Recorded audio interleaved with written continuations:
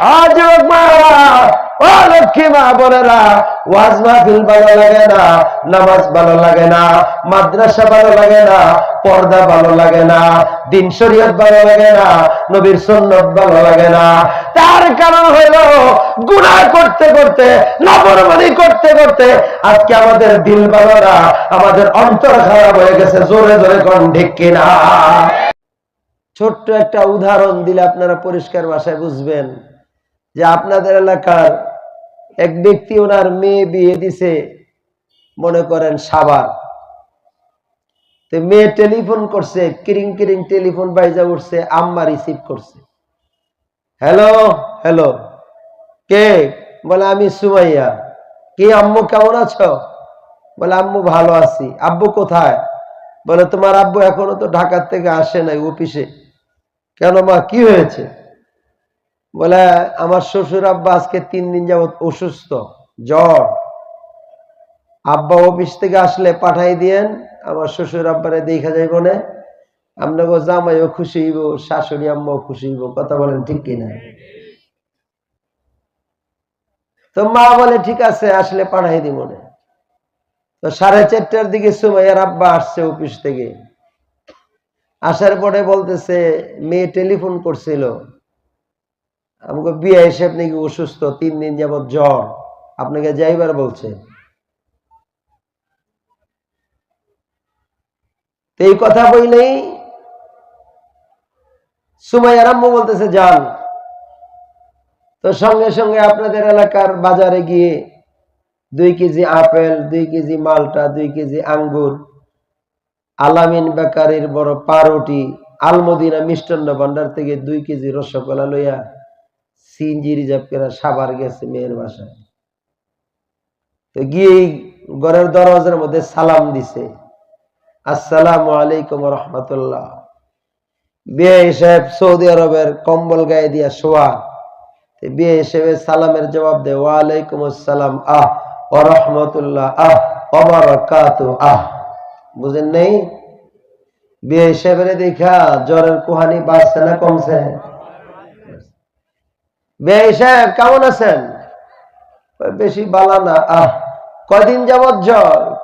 বইলেন না 3 দিন যাবত জ্বর। আহ ওষুধ টষুধ খাননি? খাই। আহ বিয়ে হিসেবের কপালের মধ্যে হাত দিয়া দেখতেছে, হ্যাঁ প্রচন্ড জ্বর। বিয়ে হ্যাঁ অনেক জ্বর। তো চিন্তা করে না, আল্লাহ ভালো করে দিব। বিয়ে মেয়ে টেলিফোন করছিল, আপনার অসুস্থতার খবর পাইয়া 1 মিনিট দেরিও করি নাই, সাথে সাথে সিএনজি ভাড়া করে চলে এসেছে আপনাকে দেখার জন্য। বিয়ে সাহেব, আমাদের এলাকার আলমদিনা মিষ্টান্ন ভান্ডারের রসগোল্লা বড় ফাইন, বড় টেস্ট, বড় সুস্বাদু। আমার মন চাচ্ছে আমার নিজের হাত দিয়া 2টা রসগোল্লা আপনারে খাওয়াই দেবার জন্য।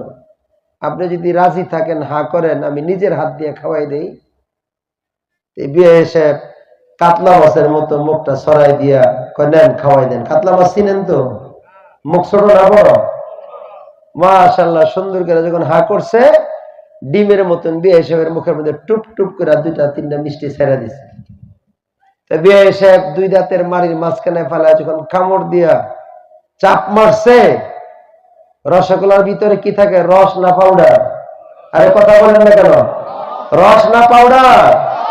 তখন চিপ মারছে, চিটচিট করে হলকমের রস ঢুকছে, আর এমনি বিয়ে চিৎকার মারছে, এহি তিতা, এহি তিতা।